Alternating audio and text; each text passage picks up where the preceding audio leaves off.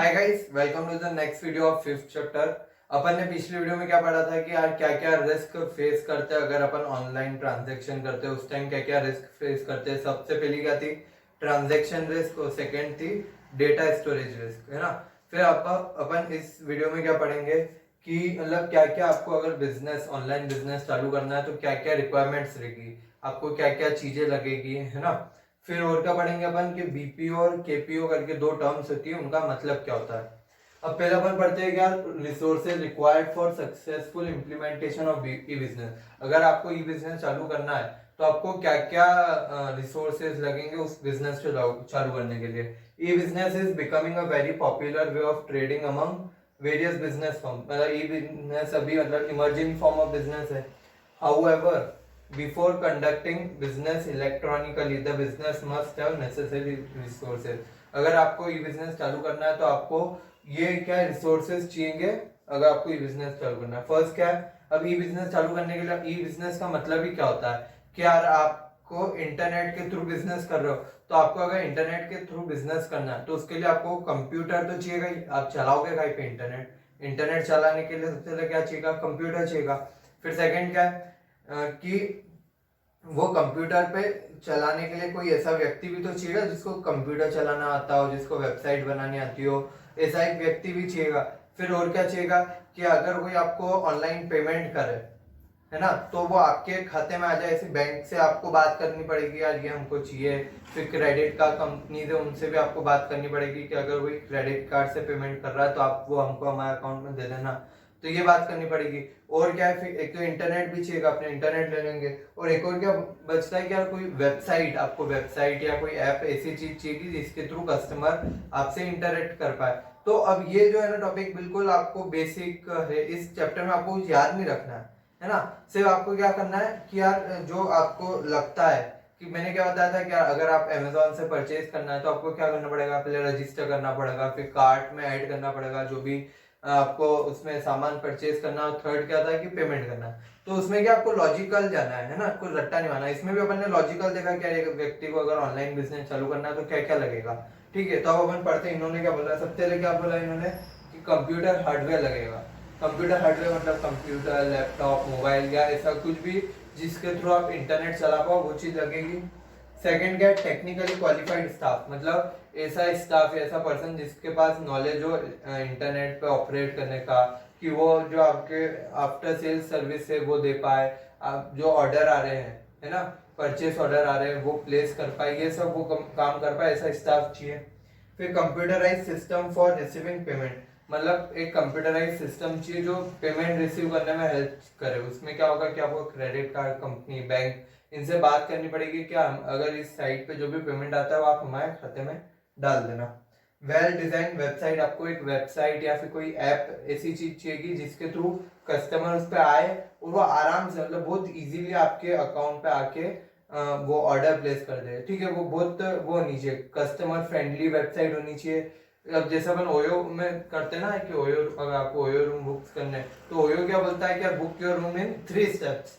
बस आपको 3 स्टेप करने आपका रूम बुक हो जाएगा। तो आपको क्या करना है, आपकी जो वेबसाइट है उसको बहुत कस्टमर फ्रेंडली बनाने के, कस्टमर को ज्यादा ढूंढना नहीं पड़े, उसको फटाफट जो भी चाहिए फटाक से मिल जाए। ठीक है, तो आपको क्या बनाना है, वेल डिजाइन वेबसाइट बनानी पड़ेगी। और लास्ट क्या, टेलीकम्युनिकेशन फैसिलिटी, मतलब इंटरनेट फैसिलिटी या कॉल फैसिलिटी, ये सब आपके पास अच्छी होनी चाहिए। तो ये क्या होगा, 5 पॉइंट है जो आपको अगर ई बिजनेस चालू करना है तो उसके पहले ये 5 चीजें लगेगी। अब अपन आते हैं नेक्स्ट कंसेप्ट पे, आउटसोर्सिंग। आउटसोर्सिंग मतलब क्या होता है, आउट और सोर्सिंग, मतलब अगर अपने घर का काम कहीं बाहर से करा लेना, वो क्या हो गया, आउटसोर्सिंग। पहले क्या होता था कि घर में ही आटा पीसते थे, है ना, उस पे गट्टी पे। अब क्या हो गया, वो अपन ने बाहर से कराने लगे, चक्की पे जाके, चक्की दुकान पे जाके अपन अब गेहूं पिसवाते हैं, है ना, पहले घर पे गेहूं पिसते थे। तो ये क्या हो गई, आउटसोर्सिंग, कि घर का काम अब अपन बाहर किसी व्यक्ति से करा रहे हैं, तो वो क्या हो गई, आउटसोर्सिंग। ठीक है, तो अगर ये अपन घर पे देख रहे, अगर ये कोई बिजनेस कराता है, कोई बिजनेसमैन है ना, जैसे अगर अपन देखते हैं ये पेन, ये पेन है, ठीक है, एक पेन मैन्युफैक्चरिंग कंपनी है, उसको ये पेन बनाना है। तो वो क्या कर रहा था अभी तक कि ये पेन पूरा वही बनाता था, ये बाहर का कवर, अंदर की रिफिल, उसकी इंक, कैप, ये और ये पॉइंट है ना जो स्टील का रहता है ऊपर, ये भी वही बना रहा था। फिर क्या हुआ, उसने सोचा कि यार ये पूरी चीज जो है वो प्लास्टिक की बनती है ना, इनको को छोड़ दो तुम्हें, पूरी चीज प्लास्टिक की बनती है, बस ये जो निप है ये स्टील की बनती है। और इसके चक्कर अगर मेरे को ये इसकी नोक जो बनानी हुई उसके लिए मेरे को एक नई मशीन परचेज करनी पड़ती है, जो स्टील का वो है रॉ मटेरियल, वो स्टील में परचेज करना पड़ता है। इसके लिए अलग टेक्निक लगती है, इसके लिए अलग वो बॉयलर लगता है, क्योंकि स्टील पिघलाने में बहुत ज्यादा वो लगती है, हीट लगती है। तो इसके लिए मेरे को बहुत अलग ही वो पूरा प्रोसेस करनी पड़ती है।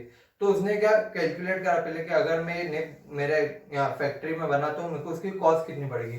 तो उसको पता चला कि यार ये 5 रुपए का पेन है तो मेरे को निब की कॉस्ट पड़ रही है 50 पैसे। ठीक है, अगर मैं अपने यहाँ बनाता हूँ 50 पैसे में पड़ेगी मेरे को। फिर उसने सोचा कि यार देखते हैं कि बाहर कोई मेरे को बना के दे दे तो कितने में पड़ेगी।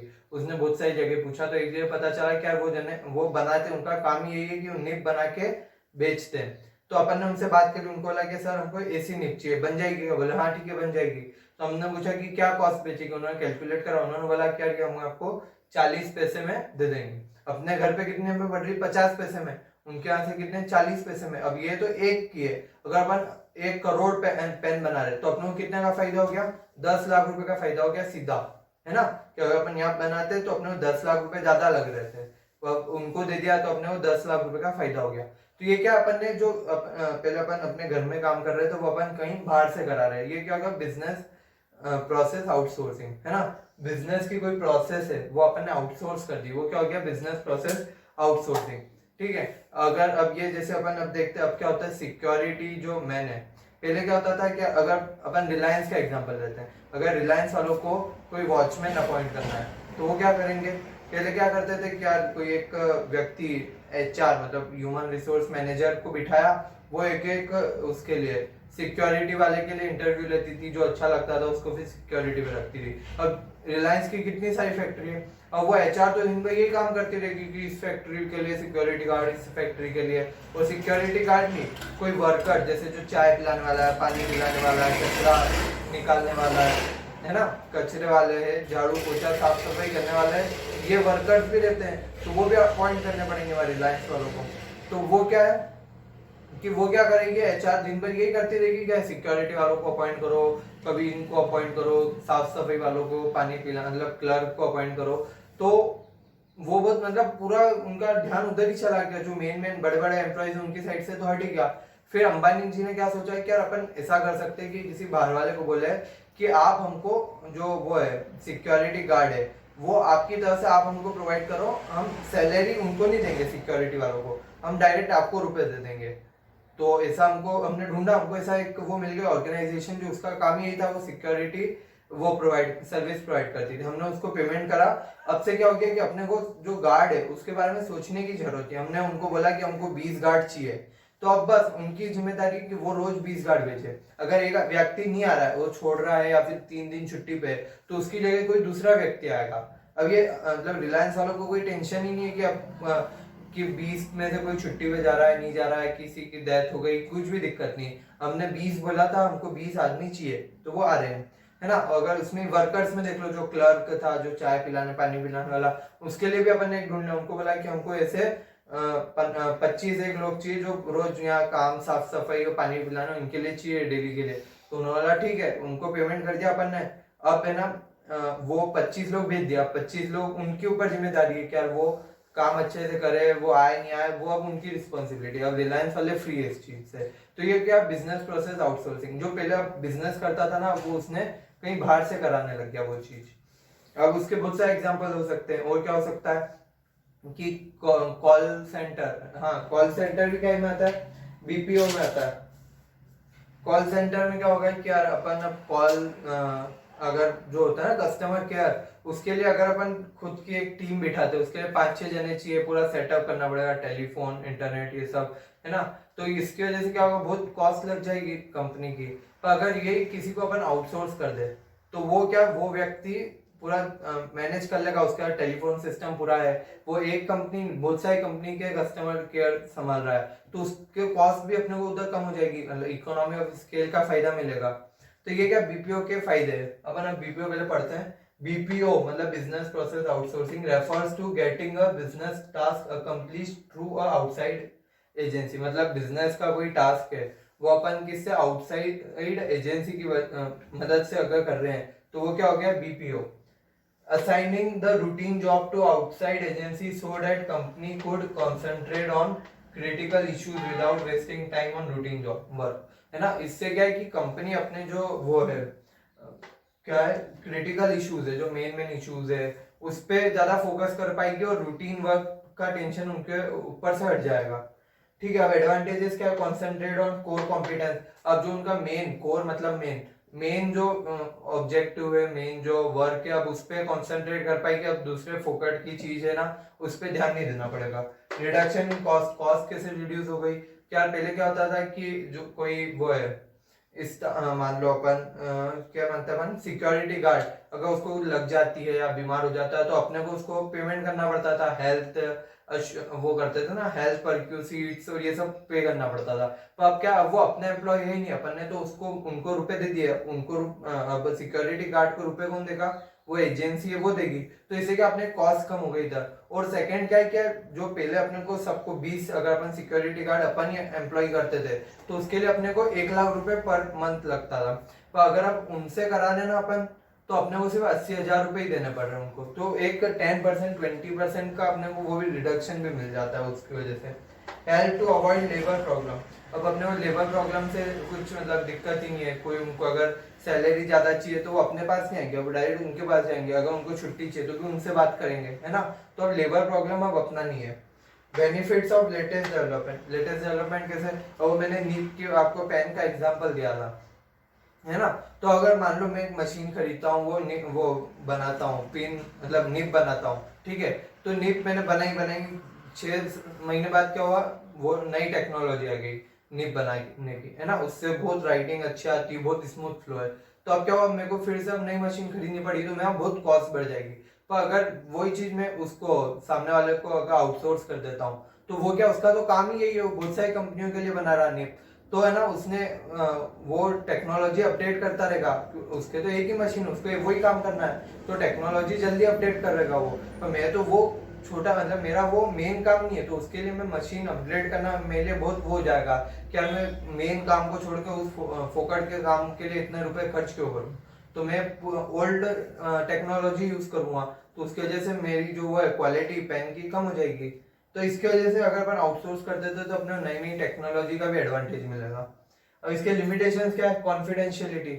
आपकी जो बिजनेस की कॉन्फिडेंशियलिटी है, आपके जो सीक्रेट्स है वो बाहर वालों को पता चल जाते हैं। अब जैसे इसमें बीपीओ में वो भी आ जाता है, अकाउंटेंसी, आपके अकाउंट्स मेंटेन करना, ये भी कहीं में आ जाता है, इसमें आ जाता है ना। जैसे अगर एक सीए है ना, तो एक कंपनी के पास 2 ऑप्शन रहते हैं कि आप एक सीए को खुद ही अपॉइंट कर लो आपकी कंपनी में, उसको सैलरी दो, ये करो। या फिर सेकंड क्या रहता है, एक प्रैक्टिसिंग सीए, है ना, जो प्रैक्टिस कर रहा है, उसके पास जाओ, आप बोलो कि सर हमको हमारे जो अकाउंट्स है वो आप एक बार चेक करो, आप पूरे मतलब देखो कि कोई सही से मेंटेन हो रहे कि नहीं, ये सब काम आप देखो। तो ये क्या, 2 ऑप्शन है, एक तो खुद करा सकता है, खुद कराएगा तो उसको क्या है, सीए की सैलरी क्या है, 1 लाख रुपए महीना, तो 1 लाख रुपए महीना उसको पूरे एक सीए को देना पड़ेगा। तो अगर वो एक आउटसोर्स कर देगा, एक प्रैक्टिसिंग सीए फर्म को बोल देता है कि सर अब आप हमारा अकाउंट्स चेक करो, उसको सही से मेंटेन करा दो, तो उसके लिए उनको पेमेंट क्या करना पड़ेगा, कम अमाउंट करना पड़ेगा, 50,000 25,000, उसमें ही महीने में एक मतलब प्रैक्टिसिंग सीए वो काम कर देगा। क्यों, क्योंकि प्रैक्टिसिंग सीए का तो ऐसे मतलब 50-100 कंपनियां हैं, उसके काम कर रहा है वो, तो वो सबसे कम रुपए ही लेगा, ज्यादा नहीं लेगा। पर इधर जो एक सीए एम्प्लॉयड है तो उसका तो एक ही काम है, उसके घर की दाल रोटी यही कंपनी से ही आ रही, तो वो ज्यादा रुपए लेगा। तो ठीक है, तो इसके वजह से क्या हुआ, कंपनी को कॉस्ट रिडक्शन हुआ कि यार अब पहले 1 लाख रुपए एक सीए को देने पड़ रहे थे, अगर मैं आउटसोर्स कर देता हूँ तो वो जो प्रैक्टिसिंग सीए 25,000 30-40,000 में कर रहा है, तो ये कॉस्ट रिडक्शन हो गया। पर इसमें रिस्क क्या ही, क्या पहले जो एक व्यक्ति वो अपने एम्प्लॉय था उसको ही पता था, पर वो प्रैक्टिसिंग सीए फॉर्म अब उसको भी मेरे ट्रेड सीक्रेट्स जो है, जो भी मेरी फाइनेंशियल पोजीशन है वो उसको पता चल रही है, बाहर वालों को पता चल रही है, तो ये रिस्क है confidentiality. Sweat shopping, sweat shopping का मतलब क्या होता है, एक बार अपन पढ़ते हैं इस बुक में है। स्वेट शॉपिंग मतलब क्या होता है कि आप जो वो कर रहे हो, firm which outsource their work prefer to outsource the work which require doing skill and it does not require thinking skill। वो मेनली क्या करते हैं कि जो भी चीज आउटसोर्स कर रहे हैं उसमें किसी चीज आउटसोर्स करते हैं जिसमें ज्यादा थिंकिंग स्किल नहीं लगती है ना। उसमें रूटीन वर्क अपन ने क्या करा था कि रूटीन वर्क को आउटसोर्स कर देते, जैसे वो था क्या था कि एक सिक्योरिटी गार्ड को अपॉइंट करना या फिर किसी वर्कर को अपॉइंट करना, है ना, अपॉइंट। तो वो क्या है, उसमें ज्यादा स्किल्स जिस चीज में नहीं लगती ना बिजनेस की, वैसी चीज वो आउटसोर्स कर देते हैं। तो ये क्या होगी स्वेट शॉपिंग, कि आप यार सिर्फ जो मेहनत का काम, मजदूरी है ना, मजदूरी वाले काम के लिए आप बिजनेस आउट वो करते हो, बीपीओ करते हो, पर जिसमें स्मार्ट वर्क लगता है उस चीज के लिए आप वो नहीं करोगे, business process outsourcing. Protest in home country, ये क्या है कि अगर आप मान लो यूएसए बेस्ड है, यूएसए में बहुत सारी ऐसी कंपनीज है, और यूएसए में क्या लेबर कॉस्ट बहुत ज्यादा है, ठीक है, तो वो क्या करते हैं, वो इंडिया चाइना जहाँ लेबर कॉस्ट बहुत कम है वहां पे बीपीओ करते हैं, वहां से कॉल सेंटर इंडिया में, मतलब आप मानोगे नहीं, 70% ऑफ जो रहता है यूएसए के कॉल सेंटर्स चलते हैं वहां, कंपनी है उनके जो कॉल सेंटर्स है, कस्टमर केयर है, वो इंडिया से चलते हैं। तो ये क्या हुआ, बीपीओ हो गया। अब इसमें क्या जो अब यूएसए है वहां पे क्या हुआ कि वहां पे जो पहले एम्प्लॉयमेंट मिलता था वो नहीं मिल रहा है, वो एम्प्लॉयमेंट क्या मिल रहा है, इंडिया में मिल रहा है। तो होम कंट्री है ना, उसके अगेंस्ट प्रोटेस्ट करेगी यार कि हमारे जो एम्प्लॉयमेंट, हमारे यहाँ पे जो रोजगार मिलना था वो अब नहीं मिल रहा, वो अब इंडिया में जा रहा है वही चीज, तो उसकी वजह से हमको लॉस हो रहा है। और एथिकल कंसर्न, एथिकल कंसर्न मतलब company outsource activity because outsourcing country labour chief, yes, ethical concern मतलब क्या, वही चीफ लेबर चीफ वाली बात आ जाती है कि वो क्या करते हैं कि आउटसोर्स कहाँ पे करते हैं, जहाँ पे लेबर चीप होता है ना, जहाँ सस्ता लेबर मिलता है उस साइड आउटसोर्स करते हैं। तो ये क्या एक एथिकल वो हो जाता है कि आप अपनी कंट्री के में काम नहीं करा के कहीं दूसरी जगह करा रहे हो, तो आप उस कंट्री की ग्रोथ होगी, आपकी कंट्री की ग्रोथ नहीं होगी। ये क्या हो गया बीपीओ अपन ने पढ़ा, ठीक है। बीपीओ में एक दो चीजें और आ जाती है, क्या क्या क्या स्कोप है उसके, मतलब स्कोप ऑफ बीपीओ, वो क्या होता है, बीपीओ कहाँ मतलब किस सेक्टर में ज्यादा चलता है। तो सबसे पहला मैंने आपको बताया था कि कॉल सेंटर में सबसे ज्यादा चलता है, क्यों, क्योंकि वो अगर आप एक कॉल सेंटर आप खुद से खोलते हो अपनी कंपनी का, तो वो एक स्पेसिफिक टाइम पीरियड के लिए दे पाएगा कि सुबह 9 बजे से 5-6 बजे तक आपको कॉल सेंटर की सुविधा उपलब्ध है। तो अगर आप किसी आउटसोर्स करते हो कंपनी को, तो वो 24/7 मतलब हमेशा कॉल सेंटर की जो आपकी वो सुविधा है, सर्विस है, वो हमेशा चालू रहेगी। तो ये क्या हो गया, एक वो है एडवांटेज है। तो इसलिए कंपनी प्रीफर करती है कि यार वो अपन अपने कॉल सेंटर या कस्टमर केयर का जो भी है सर्विस, वो अपन आउटसोर्स कर दे। सेकेंड क्या है कि अगर आपको कुछ ऐसे काम कराने जो आपकी कंपनी मतलब अगर नहीं उसमें इन्वॉल्व होना चाहती है, जैसे अगर आपको कोई बिल्डिंग बनानी है, ठीक है, आपकी कंपनी को बिल्डिंग बनानी है, तो अब अगर आप अपने आपको उसमें इन्वॉल्व करोगे तो प्रोडक्शन, मार्केटिंग, ये सब कौन करेगा। तो इसलिए अपन क्या करते हैं, उसका ठेका दे देते हैं ना, अपन सुनते हैं ठेकेदार है, कॉन्ट्रैक्टर है, तो अपन कॉन्ट्रैक्टर को उसका बोल देते हैं कि ये हमको बिल्डिंग बना के दे दो। तो ये भी क्या है, बीपीओ ही है कि अपन अपना बिजनेस का काम उससे करा रहे हैं। तो ये क्या हो गया बीपीओ। फिर और क्या आता है, रिसर्च, अगर आपको कुछ रिसर्च करानी है तो ऐसे बहुत सारे इंस्टीट्यूट है ना, जो आपको रिसर्च करके दे देते हैं डायरेक्ट। और सेल इंफॉर्मेशन मतलब इंफॉर्मेशन भी के लिए भी बहुत सारे बीपीओ होते हैं, जैसे आप देखते हो ना सर्वे चलते रहते हैं, बहुत सारे लोग पूछते हैं कि ये कैसा लगा आपको, ये चीज कैसी लगी, सर्वे। तो सर्वे के लिए भी एक आप बिजनेस अपने उसको नहीं करते हो, किसी एजेंसी को प्रोवाइड कर देते हो कि आप सर्वे करो कि हमारे प्रोडक्ट मार्केट में क्यों ज्यादा चल रहा है या क्यों नहीं चल रहा है, तो उसके लिए भी एक अलग एजेंसी रहती है, ठीक है। ये क्या हो गया स्कोप ऑफ बीपीओ। अब अपन पढ़ रहे केपीओ क्या होता है। अपन ने अभी क्या बोला, बिजनेस प्रोसेस आउटसोर्सिंग, मतलब बिजनेस की जो प्रोसेस है वो अपन आउटसोर्स करिए।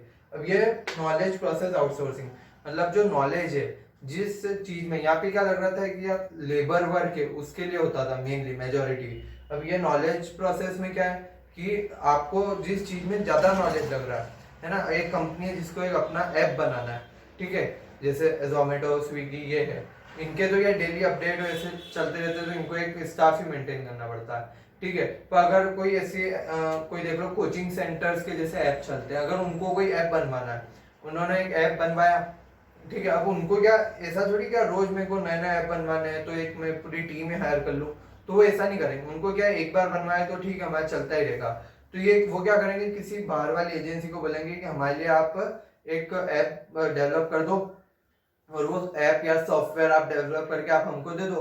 तो वो क्या हो गया नॉलेज प्रोसेस आउटसोर्सिंग। इसका मतलब in KPO business firms get knowledge related and information related work done from an outside firm. जिस चीज में ज्यादा स्किल्स या है ना, जिसमें वो लग रही है कि स्पेशलाइज्ड स्किल लग रही है, वो चीज को अपन आउटसोर्स करके बाहर वालों पार्टी को दे देते हैं। ठीक है, तो उसकी वजह से क्या है कि अपने हाई प्रोफेशनल्स जो मतलब मान लो आपको उसके लिए आपको इंजीनियर, जो सॉफ्टवेयर इंजीनियर उसको अपॉइंट करना पड़ेगा, उसकी भी सैलरी बहुत हाई है, और एक सॉफ्टवेयर के लिए उसको अपॉइंट करना मतलब तो बहुत वो हो जाएगा, कॉस्टली हो जाएगा, है ना। तो इससे बढ़िया अपन किसी एक फर्म को बोल देंगे या एक एजेंसी को बोल देंगे कि आप ये काम हमको करके दे दो, तो वो करके दे देंगे, तो ये बेटर रहेगा। ठीक है, ये आज का अपना ये टॉपिक था, खत्म हुआ केपीओ बीपीओ और ये क्या क्या रिक्वायरमेंट्स थी बिजनेस सेटअप करने की। अब कल शायद से लास्ट टॉपिक ये जो कल अपना ये चैप्टर का जो कंसेप्ट है वो खत्म हो जाएगा, उसके बाद अपने क्वेश्चन आंसर वाला एक लेक्चर रहेगा। ठीक है, थैंक यू।